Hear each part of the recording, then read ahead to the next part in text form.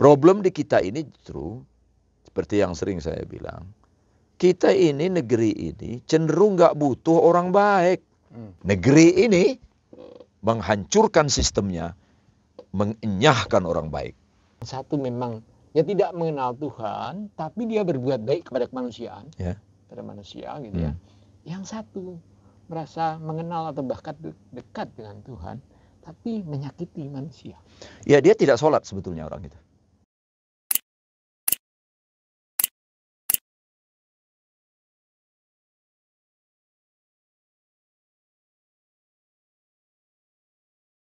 Assalamualaikum warahmatullahi wabarakatuh. Waalaikumsalam. Apa kabar kawan-kawan Jogja Network? Hari ini kita nampaknya panas sekali. Selain memang suhunya panas, juga situasi politik juga ada banyak sekali diskusi, ada banyak sekali keajaiban, ada banyak sekali sesuatu yang loncatan seperti itu. Nah, dan ini sesuatu yang sangat menarik pasca Pilpres 2024. Nah, bersama saya sudah ada Bang Suparman Marzuki. Apa kabar, Bang? Selalu baik kabarnya. Baik dan selalu baik, sehat. Selalu sehat. Selalu waras. Selalu waras. Ya. Nggak sekedar normal ya. Iya. Tidak sekedar normal. Tidak sekedar normal. Sebelum membahas tadi situasi yang panas ini, baru beberapa hari yang lalu Abang bicara di Komisi Yudisial. Ya. Saya sempat nonton ya, tayangannya saya sempat nonton tentang integritas dia. Ya. Memang ada persoalan dengan integritas, Bang. Itu persoalan besar negeri ini. Oke. Itu sebetulnya alfa omeganya persoalan Indonesia. Adalah kita ini minus integritas. Bukan surplus, tapi minus integritas. Di semua sektor kehidupan. Di semua aspek kekuasaan. Terutama para pejabat publik kita. Mengapa itu menjadi poin penting untuk saya lihat, untuk saya katakan? Karena mereka itu bukan sekedar publik figur. Tapi mereka itu adalah orang yang diberi mandat untuk berkuasa. Yang memiliki kewenangan-kewenangan. Nah, kekuasaan dan kewenangan yang berada di tangan orang-orang yang nggak punya integritas, terjadi malapetaka.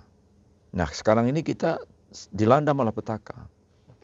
Malapetaka politik, malapetaka hukum, malapetaka ekonomi, malapetaka sosial, bahkan malapetaka olahraga. Ya, kita terakhir ini minim prestasi. Negara dengan 270 juta penduduk. Sulit sekali menghasilkan para olahragawan kelas dunia di semua aspek. Bulu tangkis kita yang selama ini mendominasi, itu sudah nggak diperhitungkan lagi oleh dunia.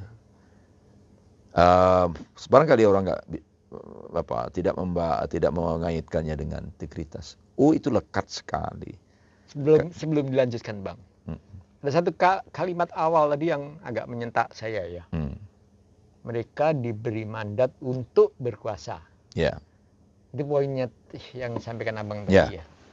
Artinya kekuasaan itu bukan sesuatu yang dia upayakan. Tapi bukan. Diberi. Iya. Jadi kekuasaan apapun itu dimandatkan. Ya, bahwa ada proses dia menuju itu prosedur biasa. Di negara-negara yang sehat, benar, harus memang ada prosedur. Harus ada prosedur. Nah, prosedur itu mesti dijalani. Nah, orang yang terpilih menjadi penguasa dengan prosedur yang benar loh. Ya. Artinya prosedur yang integrated, prosedur yang berintegritas. Nggak ada soal. Gitu kan. Jadi bukan hadiah dari Tuhan ujuk-ujuk kata orang Jawa, duduk jadi penguasa, enggak, itu semua proses. Atau darah biru. Menjadi presiden, menjadi wakil presiden, menjadi gubernur, wakil gubernur, dan seterusnya, termasuk jabatan-jabatan publik lainnya. Itu prosedur ditempuh. Tapi prosedur itu ya dimandatkan oleh publik, oleh masyarakat melalui undang-undang. Nah, undang-undang itu lahir dari mandat masyarakat. Nah, masyarakat memandatkan agar dikeluarkan undang-undang yang mengatur prosedur-prosedur pengisian jabatan. Jadi orang yang duduk di situ itu bukan sesuatu yang dia peroleh secara gratis, didudukkan gitu. Ya. Tapi ada prosedur yang lalui. Gitu. Selain prosedur tentu ada standar kan? Pasti.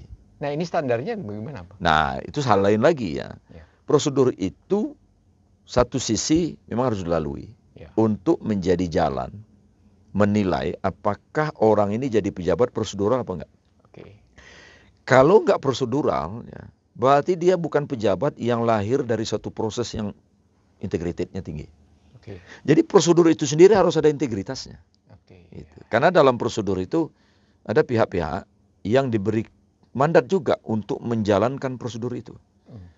Nah, prosedur yang tidak dijalankan sesuai dengan koridor hukum, aturan main, koridor etika moral, karena etika moral itu ada di atas hukum. Seringkali orang salah menempatkannya ya. Kalau ini ditabrak, maka prosesnya tidak berintegritas. Lalu bagaimana produknya? Ya sama dengan dong. Produknya adalah pejabat yang nggak punya integritas. Itu. Artinya tadi saya ingin melanjutkan ya, ada standar yang paling tidak standar minimal yang harus dimiliki oleh orang yang akan diberi mandat. Paling tidak standar, salah satu standarnya adalah integritas. Iya.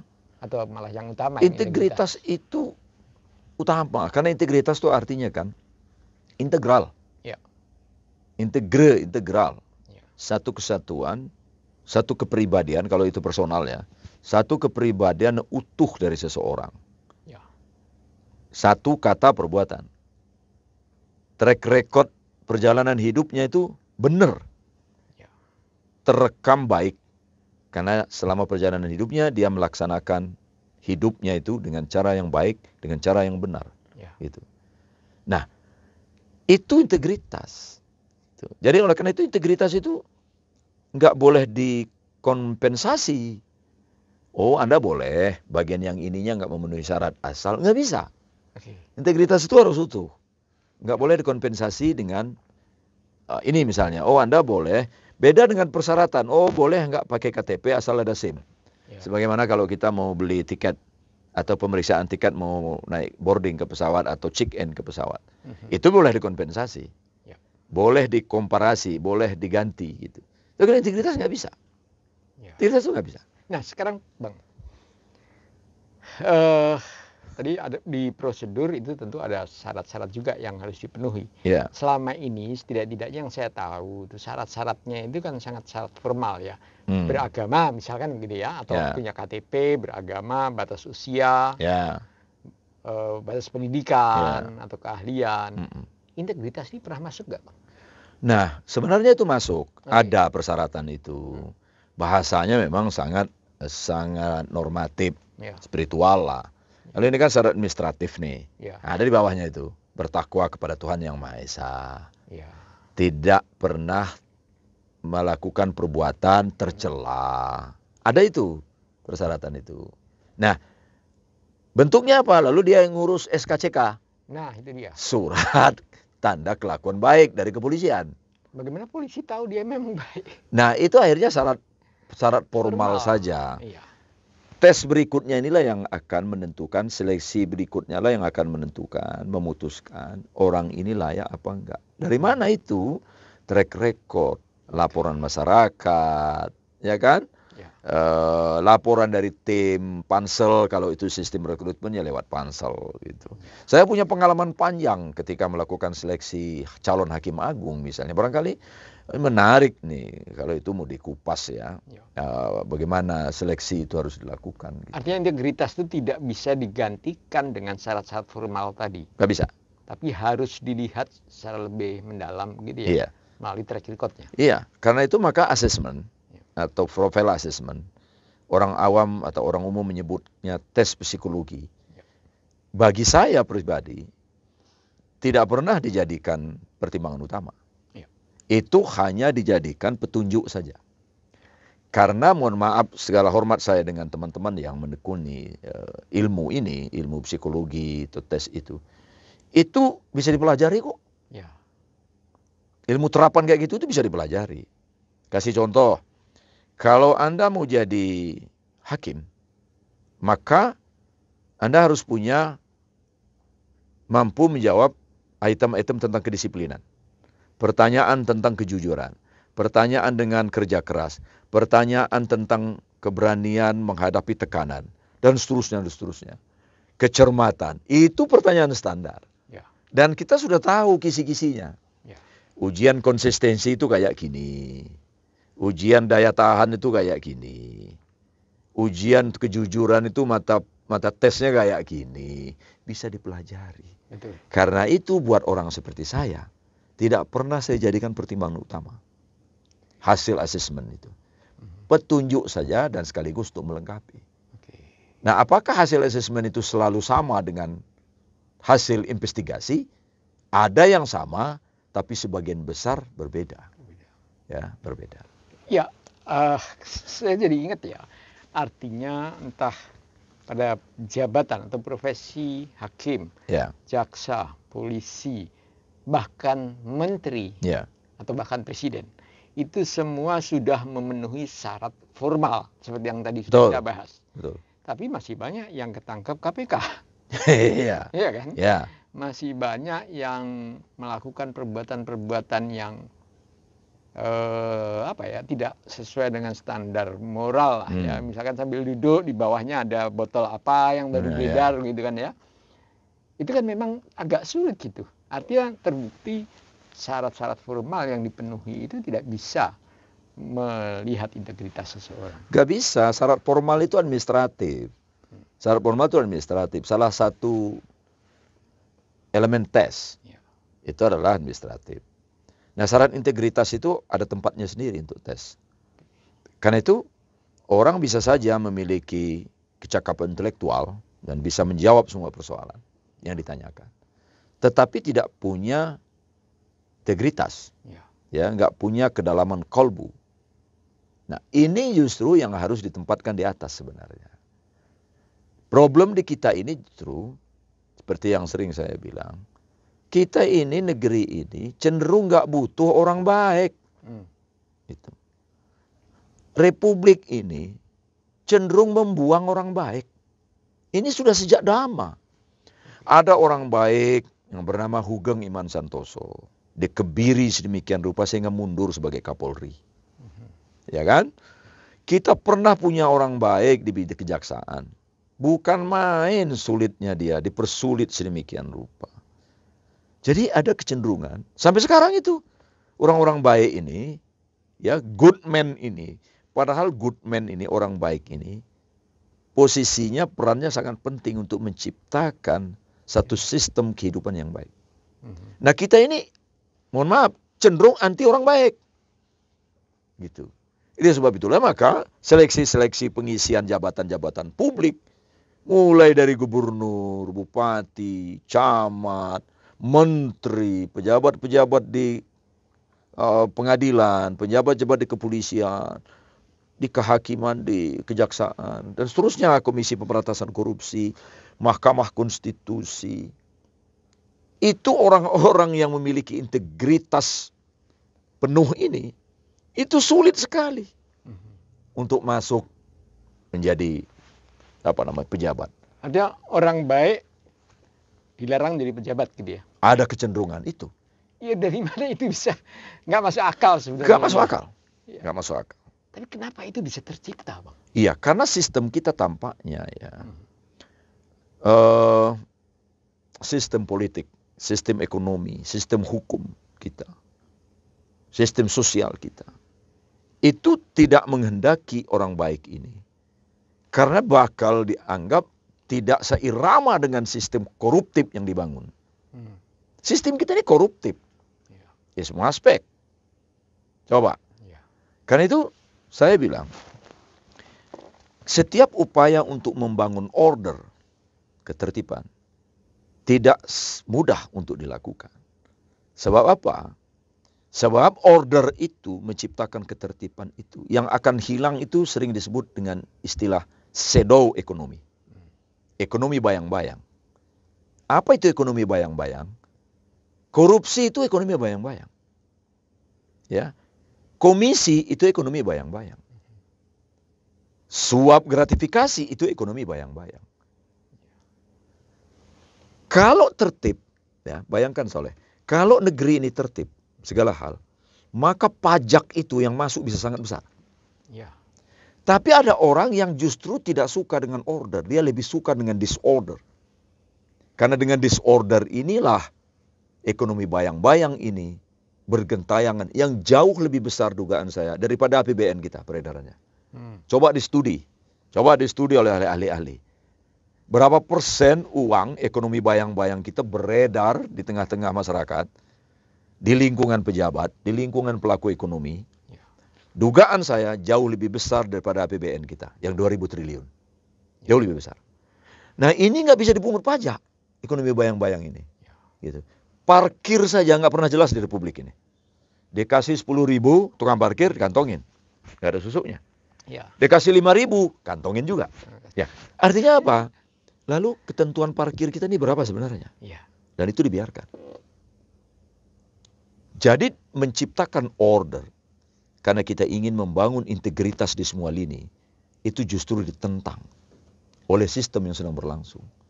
Karena sistem ini tidak menghendaki. Sebab sistem kita ini yang koruptif ini, nggak mungkin cocok dengan orang-orang baik. Nah kita itu orang buruk, orang nggak benar, masuk dalam sistem ini, ya memang itu yang diinginkan. Gitu. Kalau negeri ini mau dibangun dengan benar, orang baik harus berada dalam sistem yang baik.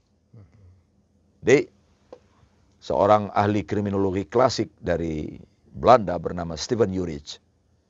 Steven Jurich itu punya rumus begini. Kejahatan itu terjadi apabila niat dan kesempatan ketemu. Ya.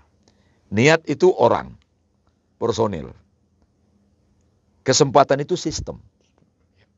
Nah ini nggak boleh dipilih. Orang baik harus berada dalam sistem yang baik. Karena itu kejahatan tidak mungkin tercipta. Jadi kalau ini rumusnya, setiap orangnya punya potensi menjadi penjahat lah. Ya. Setiap orang. Itu hasil riset dan itu rumusnya begitu. Jadi jangan sok, saya ini alim, saya ini selalu melaksanakan perintah-perintah Allah gitu. Jangan sombong. You punya potensi untuk menjadi penjahat. Karena kejahatan itu bisa dipicu oleh faktor-faktor pencetus namanya. Ya. Karena itu niatnya harus dicegah dengan sistem. Sistem nggak memungkinkan dia. Dia berniat tapi sistemnya nggak memungkinkan.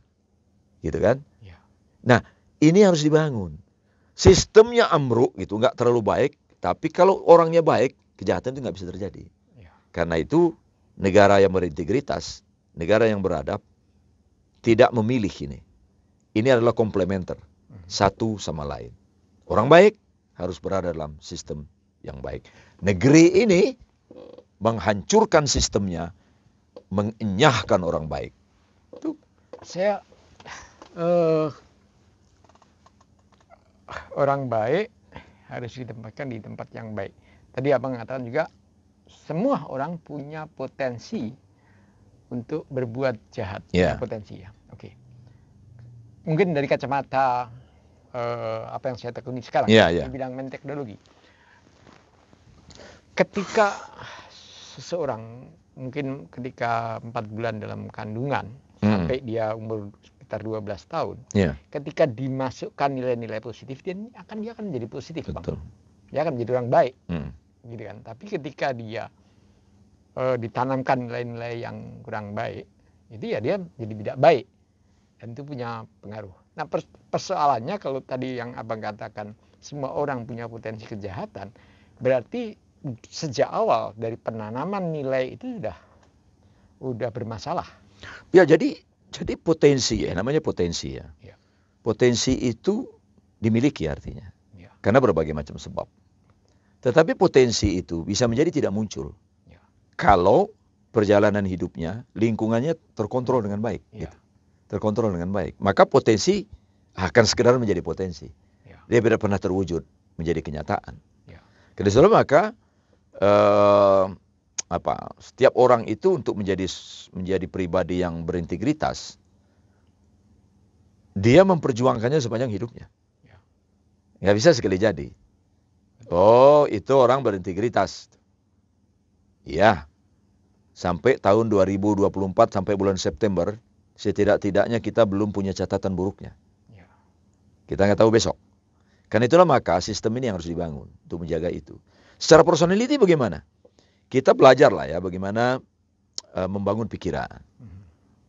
Studinya beberapa ahli neuroscience itu ya, yang menekuni, seolah sangat menekuni ini, saraf sehat itu ya, bukan sekedar saraf normal. Pelaku korupsi itu, yang sekarang tertangkap-tangkap itu, atau yang belum, sebenarnya memang dalam otaknya itu sudah ada. Ya.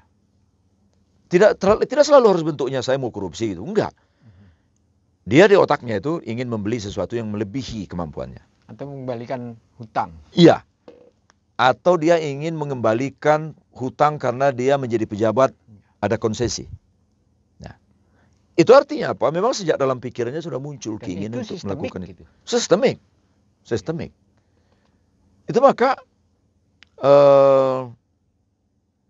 selalu dianjurkan ya, bahkan diajarkan oleh kita sebagai penganut beragama, beragama itu, untuk berpikir positif. Karena pikiran positif itu yang akan melahirkan omongan positif, pembicaraan positif, dan tindakan positif. Ya. Sebaliknya, dia akan hadir perilaku buruk, omongan buruk, tindakan buruk. Ya. Ya. Oleh karena itu maka integritas itu kembali lagi satu kesatuan yang utuh manusia yang dia kerangka sejak dalam pikirannya. Ya. Pikiran membentuk perilaku, perilaku membentuk kebiasaan, kebiasaan membentuk karakter. Ya, gitu ya Bang ya. Persis. Tapi bisa saja di tengah jalan itu karena faktor lingkungan, faktor pendidikan, dan lain-lainnya. Apa yang dipikirkan, misalkan berpikir buruk, kemudian karena faktor lingkungan dan lain-lain, itu berubah ya, pikirannya berubah. Ya. Kalau sesuai dengan ini, berarti ada sistem yang memang buruk. Sehingga orang yang awalnya baik, berada dalam lingkungan yang buruk, dia menjadi buruk. Ya, ini ilustrasi. Pengalaman saya 5 tahun melakukan seleksi hakim. Ya. Hakim Agung. Salah seorang mantan Hakim Agung mengingatkan saya, kalau Anda menseleksi calon Hakim Agung, berlatar belakang karir, dan sepanjang karirnya itu hanya berputar-putar di wilayah-wilayah kabupaten yang kasus perkaranya itu tidak ada potensi suap. Pencurian ayam, pencurian sepeda motor, perkelahian pemuda, berputar-putar itu saja. Nggak ada potensi suap. Maka ketika dia mendaftar, tentu saja tidak ada record bahwa dia pernah berunding, menerima, melanggar etika. Nggak ada recordnya. Bukan berarti dia baik. Iya, betul. Gitu. Nggak bisa disimpulkan dia hakim punya sejarah berintegritas. Belum bisa disimpulkan. Tetapi kalau dia bertugas, sampai dia kasih contoh. Bertugas di satu tempat yang peredaran uangnya tinggi. Ya sebutlah misalnya ada pernah di Kalimantan beberapa tempat, atau di Jakarta di beberapa tempat, di Surabaya beberapa tempat, di Provinsi Riau, dan seterusnya. Dan kasusnya gede-gede. Dan dia tetap miskin dalam pengertian dia tidak punya kekayaan melebihi performan penghasilannya. Dia patut diduga memang hakim yang memiliki integritas. Dan saya ketemu oleh hakim semacam itu. Saya ketemu. Gitu. Nah, karena itu maka lingkungan eksternalnya yang tadi itu yang nggak memberikan kemungkinan suap, ya dia tidak tercatat sebagai hakim berintegritas. Setidak-tidaknya tidak ada rekodnya. Begitu sebaliknya. Waktu itu setan belum datang ke situ tuh. Iya. Nah, jadi disinilah kita sering kecolongan. Iya, iya. Gitu ya. Begitu kita pilih dia jadi hakim agung, misalnya, mulailah berita menyeruak. Berita tidak sedap. Si A begini, si B begini. Saya pernah diprotes langsung oleh pihak-pihak itu. Kenapa you terima si A itu? Kenapa Anda loloskan si A itu? Dia dulu kerjanya begini. Sekarang jadi hakim agung begitu. Saya bilang, hasil profil asesmennya bagus. Tracking track recordnya tidak ada catatan. Tesnya bagus. Ya. Lalu kita nggak punya alasan cukup untuk tidak meloloskan dia menjadi hakim agung. Nah, artinya apa? Kalau di Mahkamah Agungnya sistemnya good, baik, ini mesti diciptakan. Saya kira potensi orang ini pun akan tertutup. Bukankah sudah ada kalau zaman dulu Waskat, pengawasan melekat gitu ya. Sekarang ada inspektorat dan lain-lainnya. Yang tugasnya kan sebenarnya melakukan itu. Ya, di lingkungan kekuasaan kehakiman itu ada. Komisi Yudisial itu tugasnya itu. Badan Pengawas Mahkamah Agung itu tugasnya itu. Kamar Pengawasan di Mahkamah Agung tugasnya itu. Tapi kan punya keterbatasan yang sangat banyak untuk masuk. Gitu. Nah, apalagi sidang di Mahkamah Agung itu. Sidang di Mahkamah Agung itu jangan kita bayangkan sidang terbuka untuk umum. Enggak. Perkara dibawa ke kamarnya masing-masing. Lalu dibaca oleh 3 anggota majelis. Masing-masing. Baca sendiri. Lalu mereka rapat musyawarah hakim. Dalam musyawarah hakim ditanya satu-satu. Anda bagaimana? Anda bagaimana? Anda bagaimana? Kita nggak pernah tahu satu di antara orang ini pernah di lobi misalnya. Sulit sekali. Sulit sekali mendeteksinya. Nah, kalau 3 hakim, 2 mengatakan menolak kasasi. 1 menerima kasasi misalnya. Dan yang menolak ini adalah aneh gitu. Patut diduga yang menolak 2 ini sudah di lobi. Begitu. Kan begitu anunya, backgroundnya itu. Meskipun kantor Mahkamah Agung itu sangat steril gitu ya. Ya, yang gitu-gitu itu kan sesuatu yang bisa dibikin lah ya. Gitu. Oke, sebelum lanjut ke arah itu, kebetulan saya sama Bang Parman punya buku rujukan yang sama. Bukunya Dr. Taufik Pasya. Tuhan dalam otak manusia. Itu pengantarnya Mas Busrom Godas. Ini kita coba lihat itu dari apa yang ada dalam buku dia, Bang. Antara otak normal dan otak sehat. Gitu kan, kalau Taufik Pasya dan juga dikomentari oleh Mas Busro itu otak normal saja nggak cukup. Ya kan? Karena ya fungsi fisiologisnya berjalan, ya it's okay. Banyak orang yang otaknya normal seperti itu. Tapi dia otaknya tidak sehat. Gitu kan. Nah, ketika otak tidak sehat, itu artinya fungsi intelektual, fungsi sosial, fungsi spiritualnya sudah tidak ada. Nah, ini bagaimana merumuskan ini dalam konteks tadi ya, integritas tadi itu. Iya, seluruh pusat gerakan dan energi tubuh kita ini yang menggerakkan dan energi kita ini ada di otak. Jadi kalau orang sakit hati pegang dadanya, bukan berarti di situ pusat gratifikasi, pusat pergerakan, pusat pergolakan perasaan itu. Betul. Itu adanya di otak. Karena itulah maka Taufik Pasya itu mengajarkan kepada kita, kalau Anda beragama, maka pikirkan kebaikan-kebaikan yang diajarkan agama itu. Karena dalam Islam misalnya, yang Rahman, yang Rahim, Maha Pengasih, Maha Penyayang, Maha Pemurah, Maha Pemberi, gitu, Maha Pemaaf. Itu harus menjadi konstruk berpikir manusia. Gitu. Kalau itu konstruk berpikir manusia, maka yang akan dia ungkapkan, yang akan dia lakukan itu seiring waktu, itu konstruk-konstruk berpikir semacam itu. Gitu. Nah, itu memang harus dilatih, harus dibiasakan. Betul. Jadi alam semesta ini akan mengamini perilaku baik manusia. Dan perilaku baik itulah yang akan memancarkan energi-energi positif. Kita berdua ketemu dengan energi positif. Kita berdua ini interaksi. Jadi kalau ada yang bisa lihat dengan alat tertentu, itu ada cipratan-cipratan sinar-sinar, saya lupa istilahnya ya, yang memancarkan kebaikan-kebaikan itu, gitu ya. Nah, kalau itu maka orang-orang yang punya karakter buruk, sifat buruk, itu sama sekali nggak membangun energi positif. Dimanapun dia berada. Berada di kantor, berada di lingkungan, itu hanya akan memisrukan suasana yang sama sekali nggak kondusif. Gitu. Ada klien saya, Bang. Ya. Perempuan. Ya tentu dilihat dari penampilannya dia orang yang sangat taat beribadah. Ya. Dilihat dari tampilannya, cara dia berbicara dan lain-lainnya taat beribadah. Cuman dia punya problem sehingga dia datang ke klinik saya konsultasi melalui terapi. Ketika kita baca pikiran bawah sadarnya, saya tanya, apa yang Anda inginkan? Suaminya mati. Gitu kan. Nah, saya sebagai terapis kaget juga, gitu ya. Kenapa begitu? Gitu. Nah, ini artinya kalau dilihat dari penampilan dan mungkin kehidupan kesehariannya, dia adalah orang yang taat beribadah. Tapi punya pikiran seperti itu yang ada dalam pikiran bawah sadarnya.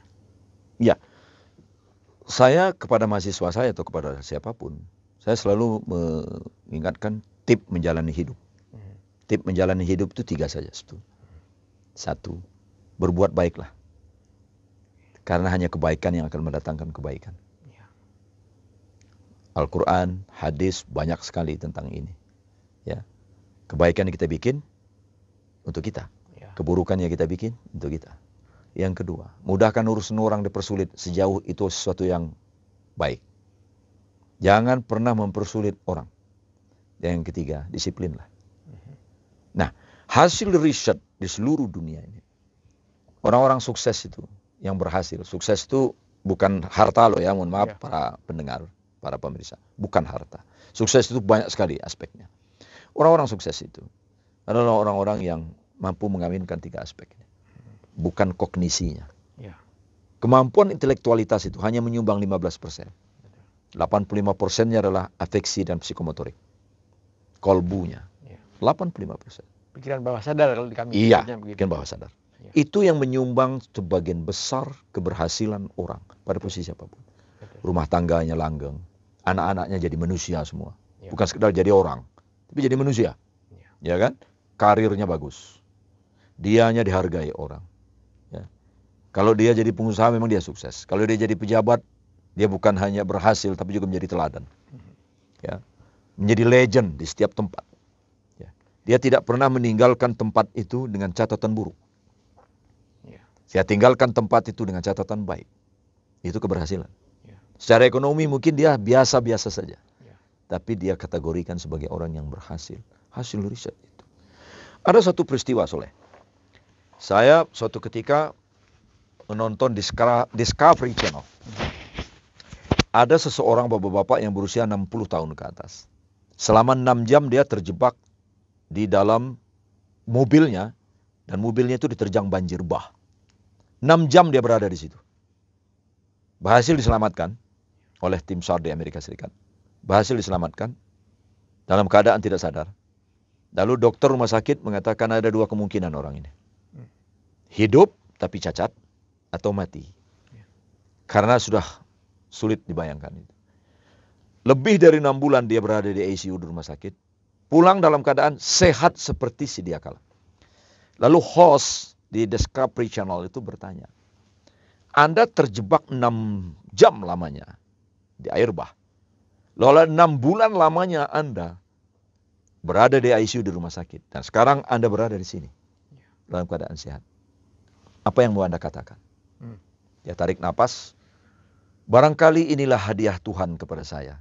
Yang sepanjang hidup saya tidak pernah berbuat buruk kepada orang lain. Dan dia bilang, catat, baru kali ini saya menyebut nama Tuhan. Ya selama hidupnya rupanya dia nggak pernah, dia dikategorikan ateis lah. Baru kali ini saya menyebut nama Tuhan. Dia bilang. Nah, saudara, itulah makna dari betapa perbuatan baik itu bisa berimplikasi banyak hal. Menyelamatkan hidupnya dari keterancaman kematian. Benar bang. Dia tidak percaya Tuhan, tapi kemudian dia diselamatkan oleh Tuhan. Ini satu kasus. Kasus yang lainnya, yang kita juga sering melihat, mendengar. Ada orang yang terus-menerus mengidentifikasikan dirinya sebagai orang yang dekat dengan Tuhan. Gitu ya? Tapi korupsi. Gitu ya. Ini kan dua hal yang berbeda.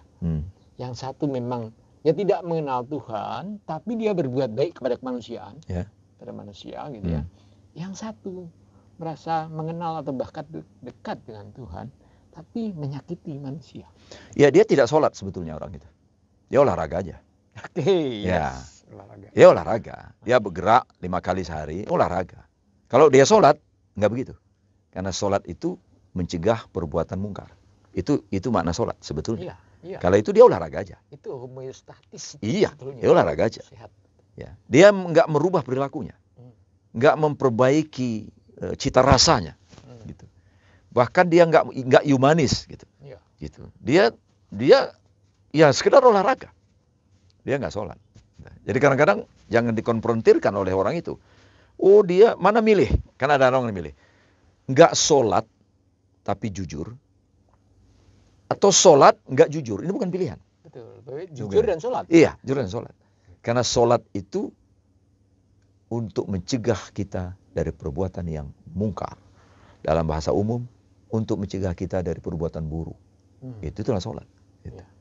Nah jadi, poinnya adalah, orang nggak beragama pun, kalau dia berbuat baik, alam semesta ini welcome.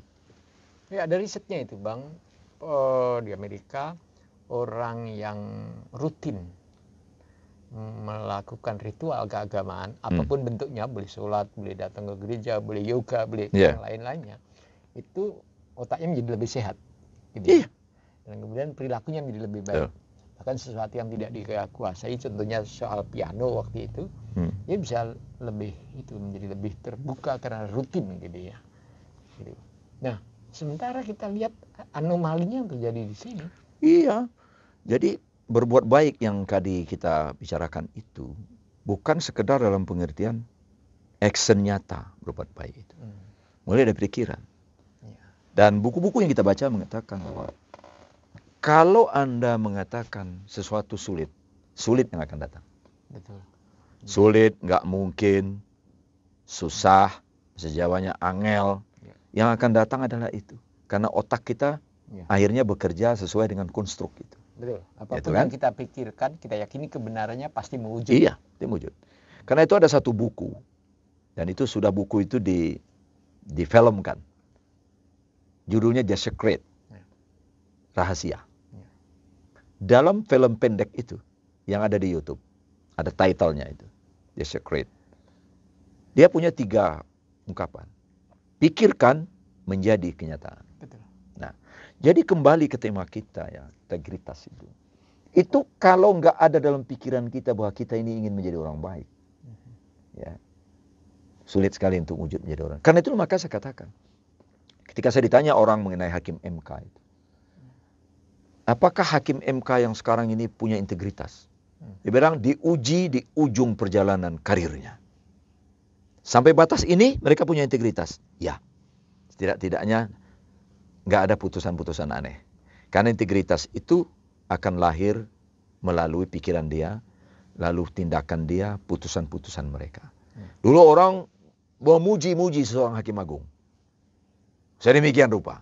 Tak tahu putusan mengenai hasil pemilu mengecewakan. Lalu dia dihujat orang habis. Sekarang hakim ini dipuji-puji lagi. Ya kan? Dan saya nggak pernah memuji itu. Karena saya kalau katakan, integritas orang itu akan kita uji sampai hidupnya berakhir. Itu. Sampai Allah memanggil dia, ya, perjalanan panjang dia inilah yang akan kita rekod. Nah, ketika bikin obituary, barangkali di situ lah bisa kita katakan. Nah, Hugeng sebagai polisi, dia mengakhiri hidupnya itu. Tidak ada catatan buruk. Baik sebagai seorang suami maupun sebagai seorang polisi. Ya. Gitu kan? Ya. Nah itulah ujungnya itu. Ya, kita sebut sebagai husnul khotimah itu. Akhir yang baik. Ya. Jadi hakim MK, hakim MA, hakim siapa saja. Polisi, jaksa, KPK dan seterusnya. Dulu. Gitu. Kita lihat ujungnya. Boleh jadi dia baik karena sistemnya baik. Keinginan dia untuk korupsi itu ada. Tapi nggak terwujud. Ya. Karena sistemnya kuat. Gitu. Barangkali ketika dia ditempatkan di tempat lain, yang sistemnya amburadul, maling dia. Ya. Gitu. Saya pernah ketemu hakim itu awal-awal menjabat dulu. Ya, agak ragu-ragu juga. Ada dua aspek. Satu aspek yang mungkin lebih bersifat pribadi tadi tentang ibadah yang seharusnya, yang semestinya melahirkan pola pikir positif, semestinya. Kemudian yang kedua persoalan struktural tadi ya, soal integritas yang itu seharusnya melekat dalam diri pribadi, gitu kan ya. Nah, dua hal ini kita jauh dua-dua nih. Ya. Ibadah juga, kemudian tadi tanha anil fahsya wal mungkarnya itu kita masih harus tanyakan. Iya, hidup ini kan ada, kalau dalam sosiologi itu ya, ada yang sifatnya substantif dan ada yang simbolik. Nah, kita ini, kultur Indonesia pada semua aspek itu sangat simbolik. Ya. Semua aspek. Simbol itu lebih penting. Betul. Ya, tanda-tanda itu lebih penting ketimbang isi. Ya. Tanda orang soleh, ya simbolik banget lah. Ya. Kalau soleh kan sudah namanya. Ya. Gitu. Udah integral. Untuk integral gitu. Tanda orang, oh dia sangat taat pada Allah gitu, simbolik. Karena itu diproduksi betul. Sifatnya simbolik ini. Ya. Substantif. Nah, kita ini termasuk jarang pendidikan kita itu cenderung mengajarkan yang simbolik. Pengajaran agama kita cenderung mengajarkan simbolik. Khotbah Jumat, khotbah di gereja, dimanapun cenderung yang simbolik. Dan khotbah itu cenderung menakut-nakuti. Betul. Gitu. Menakut-nakuti itu artinya, nanti hidupmu masuk neraka nanti. Bukan nggak penting, itu penting. Ya. Tetapi kalau itu terus yang diproduksi, itu akhirnya kita memproduksi seolah-olah agama ini memproduksi hal-hal yang bersifat negatif. Ya. Gitu. Jadi sifat-sifat Allah yang keras-keras itu yang diproduksi ke dalam otak manusia. Ya. Padahal kita bisa memproduksi sifat-sifat Tuhan yang lain. Ya. Yang jauh lebih punya arti penting bagi orang menjalani hidup. Ya. Misalnya saya bicara, bagaimana Anda berani menjalani hidup ini dengan perjalanan hidup yang positif? Ini jarang banget nih diberikan. Ya. Ya kan? Ada yang bilang, wah ini kehidupan di dunia ini kan sementara. Yang abadi itu di akhirat. It's okay. Oke, itu nggak ada perdebatan lah. Ya kan? Tapi ini terus yang diproduksi. Memproduksi bagaimana kita menjalani hidup ini dengan baik, dengan benar, produktif. Jarang sekali diintrodusir dalam berbagai aspek. Gitu. Nah inilah yang membuat saya katakan kultur kita ini memang sangat simbolik. Ya. Saya ingat John Bright White. John Bright White itu menulis buku judulnya Reintegrative Shaming. Itu riset mengenai Jepang pasca revolusi industri. Jadi Jepang setelah dibom atom oleh Amerika itu hancur, lebur secara politik, secara ekonomi, secara moral. Lalu dia tumbuh sebagai negara industri.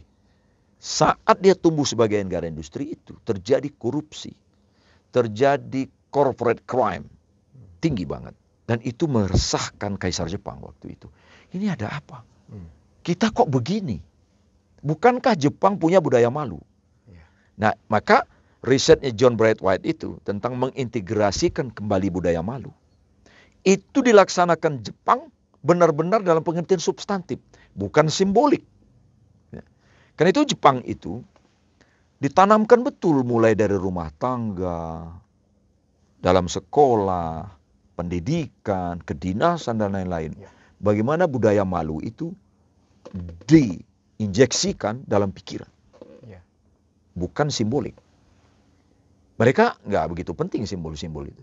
Mereka justru pada menamkannya dalam pikiran. Nah itulah memang ada efek negatif. Tingkat bunuh dirinya tinggi. Ya kan? Tetapi itu mereka sekarang sedang berusaha keras untuk mengeliminir itu.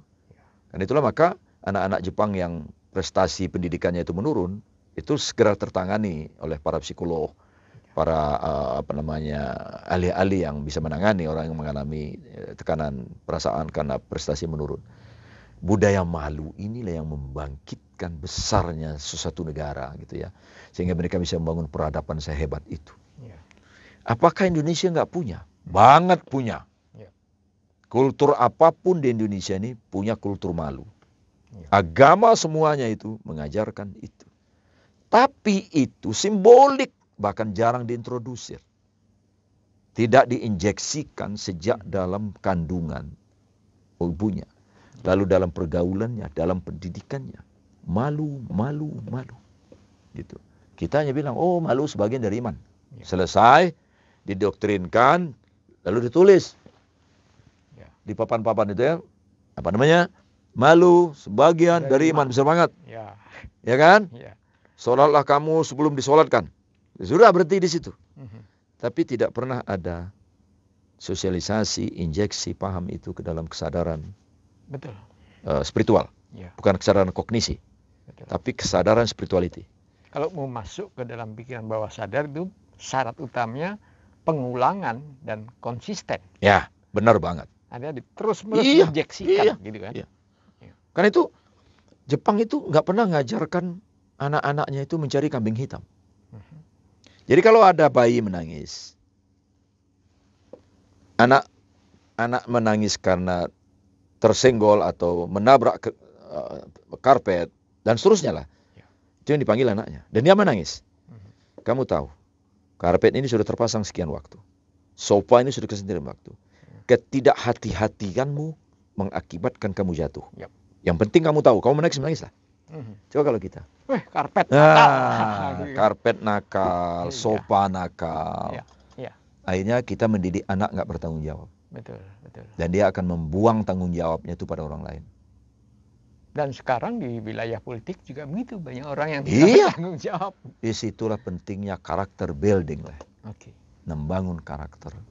Jadi integritas itu nggak ada sekolahannya. Yang bisa diajarkan adalah itu tadi, nilai-nilai itu. Sehingga dia muncul sebagai pribadi yang integratif. Pribadi yang utuh. Bukan orang yang mengalami split personality. Pribadi yang terpecah. Mulutnya begini, perilakunya begini. Ya? Coba lihat petinggi negeri. Anak-anak saya hanya akan jadi pedagang pisang goreng. Yang satu pedagang martabak. Oke, sekarang. Lalu saya minta kita ini jangan hedon. Jangan pamer. Hiduplah sederhana. Nah, ada yang naik jet pribadi. Tapi ini harganya nggak murah, Bang. Bukan 400.000.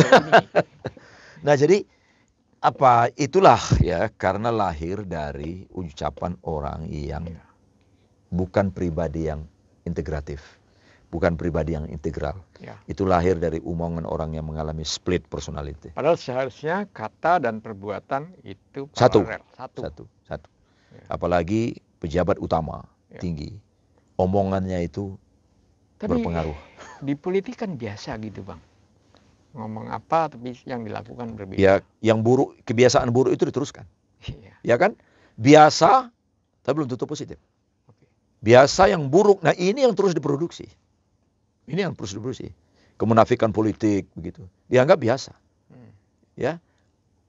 Ini ngomong di depan televisi. Pejabat-pejabat itu bertanggung jawab pada publik. Jadi ngomong yang benar dong. Ya, bertindaklah yang benar.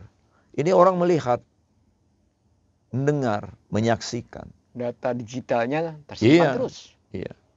Akhirnya nggak ada pelajaran yang bisa kita ambil dari situasi semacam itu. Mungkin orang-orang semacam itu berpikir nanti akan banyak orang pengagum dia atau penyembah dia, istilah Abang di beberapa waktu yang lalu, yang akan membenarkan. Iya. Ini kan perilaku negatif juga kan? Iya, itulah. Jadi gelombangnya sama. Gelombangnya sama. Apalagi buzzer-buzzernya. Itu kan orang-orang yang jugaan saya ya, orang-orang itu sebetulnya menyadari ya. Ini nggak benar. Saya harus mengumandangkan sesuatu yang sebetulnya keliru. Tapi aspek-aspek lain membuat dia menipu dirinya sendiri. Jadi kalau orang-orang yang berbohong itu, dia mengira membohongi orang. Tapi sebenarnya dia sedang menipu dirinya sendiri. Tanpa disadari. Itu. Dan itulah mungkin yang dimaksud oleh Ramachandran yang dikutip oleh Taufik Pasya. Iya. Tentang God spot yang ada di sistem limbik itu ya. Artinya jangan-jangan di sistem limbiknya itu God spotnya itu berisinya sesuatu yang berbeda. Iya. Iya. Gitu kan? Iya. Sekali lagi itu yang memproduksikan otak kita. Terkadang orang melakukan satu kesalahan itu kan dia takut atau setidak-tidaknya punya kesadaran bahwa dia melakukan kesalahan dan itu dosa. Tapi kalau terus-menerus diulang itu kan menjadi karakter. Iya. Itu. Jadi karakter itu kan kebiasaan yang dilakukan terus-menerus. Itu rumusnya karakter itu. Ya kan? Kebiasaan yang dilakukan terus-menerus. Jadi kebiasaan buruk yang terus-menerus menjadi karakter. Kebaikan yang terus dia pelihara itulah karakternya. Itu. Nah, kalau itu sistem politik kita sekali lagi, sistem ekonomi kita, sistem hukum kita tidak welcome dengan orang-orang yang berkarakter baik. Karena tidak produktif bagi kepentingan sistem yang koruptif. Sistem yang koruptif ini sangat penting, produktif jika dihuni oleh orang-orang yang seirama. Gitu. Kalau nggak seirama dia hanya akan mengganggu. Bisa nggak ya ada RUU God spot gitu? Kira-kira gimana itu kan? Kan memang sulit sekali ya. Tadi yang sudah kita bahas, mengukur integritas seseorang itu kan sebenarnya memang sulit sekali gitu. Tapi itu sangat dibutuhkan. Iya, integritas itu begini. Tetap perlu ada alat ukur. Ya, ini ilmu positivistik itu kan selalu kan salah satu yang digunakan itu assessment test. Tetapi assessment test ini kalau ingin mencari pejabat itu harus disandingkan dengan hasil investigasi. Nah, investigasi itu lebih real. Itu. Saya pengalaman panjang. Ada calon hakim agung. Hasil assessment testnya itu 100% excellent. Semuanya expect. Lalu kesimpulan para asesor, dia layak menjadi hakim agung. Layak. Padahal data yang kita dapat dari lapangan berbalik 180 derajat. Dan ini sudah hasil konfirmasi. Konfirmasi dengan teman sejawatnya. Konfirmasi dengan para jaksa, para lawyer yang pernah berhadapan dengan dia. Laporan masyarakat. Performan penghasilannya. Rumahnya. Gitu. Maka data ini yang kita jadikan ukuran. Kita tidak terima. Gitu. Dan DPR itu mempersoalkan. Dia bilang, kami tahu hasil tesnya. Padahal hasil tes itu nggak boleh bocor. Hasil psikologi itu. Dan lembaga yang saya pernah ada di situ tidak pernah membocorkan itu. Yang nggak tahu mereka dapat dari mana. Apakah itu spekulasi? Tapi saya jawab, asesmen tes itu tidak menjadi alasan utama. Tapi saya jadikan sebagai petunjuk. Pertimbangan utama adalah hasil investigasi. Nah, hasil investigasi inilah yang paling penting dilakukan sebetulnya. Itu kalau di lembaga negara ya Bang ya? Iya. Lembaga negara ini, orang-orang yang duduk di lembaga negara ini dipilih oleh sebuah lembaga negara yang namanya lembaga legislatif. Nah, asesmen seperti itu tidak ada di lembaga legislatif, Bang. Itu dia persoalannya. Jadi partai politik kita itu tampaknya, bukan tampaknya ya, kenyataannya tidak memberikan itu sebagai dasar mendorong orang untuk menjadi pejabat legislatif. Dia punya pertimbangan lain. Dia punya perhitungan lain. Dia punya metode lain. Nah, itu yang membuat peradaban politik kita ini barbar. Peradaban politik kita ini transaksional. Kita pernah katakan, pemilu itu bukanlah upaya untuk menjaring aspirasi publik, memenuhi prinsip pemilu jujur, adil, langsung, demokrasi substansi, bukan. Itu akhirnya adalah instrumen transaksi. Itu. Nah, hasilnya ya, bisa lihat. Tarik mundur lagi, bahkan untuk menjadi pengurus partai pun tidak ada seperti itu. Nggak ada. Setahu saya nggak ada. Ya. Jadi dari mana kita akan memulai membangun integritas? Iya, jadi sekali lagi integritas itu perjalanan yang harus ditempuh. Tidak ada kilometernya, unlimited. Nah, kita mesti membangunnya mulai dari generasi ke generasi. Ya. Lalu yang paling penting selain membangun good man, itu gerakan kultural. Saya sering sebut sebagai gerakan kultural. Menciptakan orang-orang baik. Tapi pada saat yang sama, kita harus melakukan gerakan struktural. Membangun good system. Nah, sistem yang baik. Sistem yang baik itu, satu di antaranya adalah satu proses rekrutmen yang baik. Ya. Prosedur-prosedur kerjanya sistem itu semuanya predictable dan ada accountability-nya. Jadi lembaga-lembaga pengawas yang ada itu harus dipersepsi sebagai bagian dari sistem yang harus ada.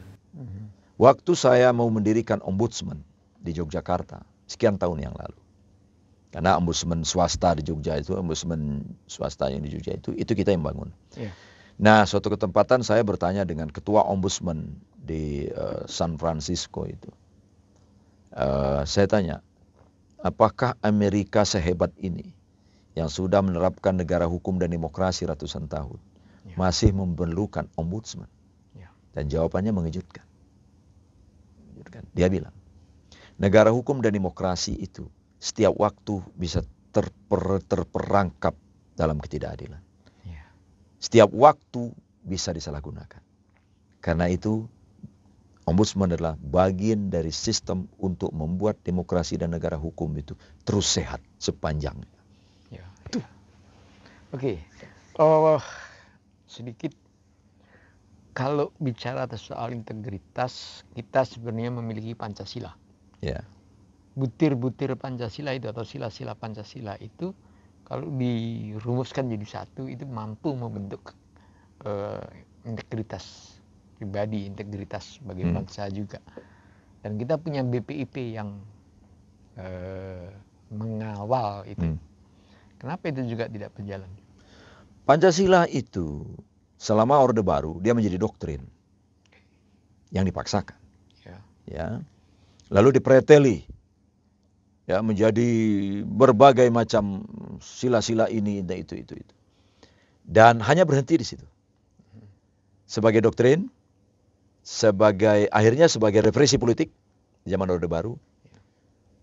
Dan simbol-simbol yang terus diproduksi. Ada masjid Pancasila, macam-macam. Itu semua dikaitkan dengan Pancasila. Ada demokrasi Pancasila, ada koperasi Pancasila, dan lain-lain zaman Pak Harto itu. Lalu kita memasuki era reformasi. Pancasila kurang lebih masih tetap diperlakukan seperti itu. Harusnya Pancasila itu dengan 5 silanya, ketuhanan yang Maha Esa, kemanusiaan yang adil dan beradab, dan seterusnya itu diintrodusir menjadi nilai-nilai, diturunkan menjadi asas-asas, diturunkan jadi norma-norma. Nah, norma-norma itu ada norma hukum dan norma etik. Ini mesti terus diturunkan. Jadi jangan lagi kita cukup bicara Pancasila, apalagi salam Pancasila gitu. Silahkanlah simbol-simbol begitu itu. Maka sering saya bilang kepada orang, yuk jangan kuliah Pancasila dong sama saya. Bosan saya. Tapi saya ingin melihat omonganmu sama perilakumu itu Pancasilais. Gitu aja yang penting itu. Iya, itu yang disebut substantif itu. Ya, itu yang pokok sebenarnya. Itu.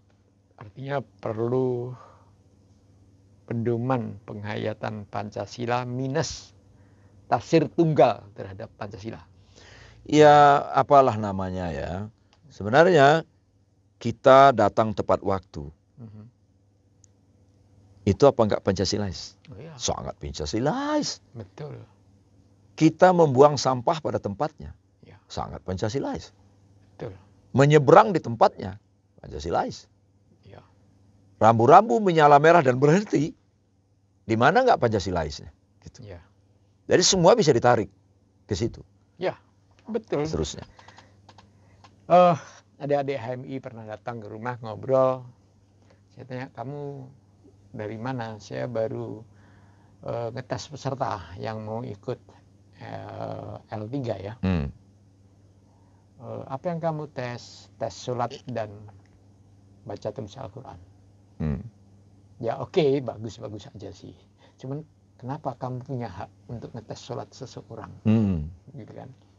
Kemudian saya tanya, oke, karena Anda kuliah di Fakultas Teknik Sipil, ketika Anda membangun rumah, keimanan Anda di mana? Agak sulit, mereka nggak bisa jawab. Sebenarnya sederhana saja kan untuk menjawab itu. Ketika Anda membangun rumah, kemudian Anda meletakkan gorong-gorong dengan benar, sehingga tidak mengganggu lingkungan, itu iman Anda di situ. Artinya tadi setuju dengan yang sampaikan Abang tadi, internalisasi dalam sesuatu yang sehari-hari itu yang penting sebetulnya yang harus dilakukan. Sederhana, itu memulainya itu sederhana. Jadi mari kita sederhanakan nilai-nilai, asas-asas dan norma-norma itu. Kita sampaikan, kita benamkan dalam pikiran setiap orang. Mulai dari rahim seorang ibu. Itu insya Allah kita akan melahirkan good men. Orang-orang baik. Nah, orang baik itu tidak pernah percuma. Sekalipun dia berada dalam sistem yang buruk, setidak-tidaknya dia bisa menghentikan. Kalaupun dia tidak bisa berbuat baik, minimal dia tidak ikut menjadi bagian dari kerusakan. Nah, itu minimalis banget tuh. Ya. Gitu. Oke, udah habis ya waktunya ya? Sudah ya? Berapa jam itu? 1 jam 10 menit. Oh, 1 jam 10 menit. Kayaknya sudah selesai gitu. Ini udah terlalu panjang nanti. Teman-teman, meskipun pada bagian terakhir Bang Parman menyebutkan, ya sederhana saja. Itu sederhana itu adalah memulainya secara pribadi. Kita memulai membangun integritas itu dengan cara-cara yang sederhana saja. Datang tepat waktu, tertib, antri, dan lain-lain ya. Hal itu menjadi kebiasaan dari pribadi kemudian menjadi lingkungan dan sosial dan sampai ke tingkat negara, maka integritas itu terbangun. Gitu Bang ya. Oke. Terima kasih dan terima kasih Bang Parman. Sama-sama. Semoga tetap waras. Amin. Dan sampai jumpa lagi di obrolan-obrolan berikutnya. Assalamualaikum warahmatullahi wabarakatuh.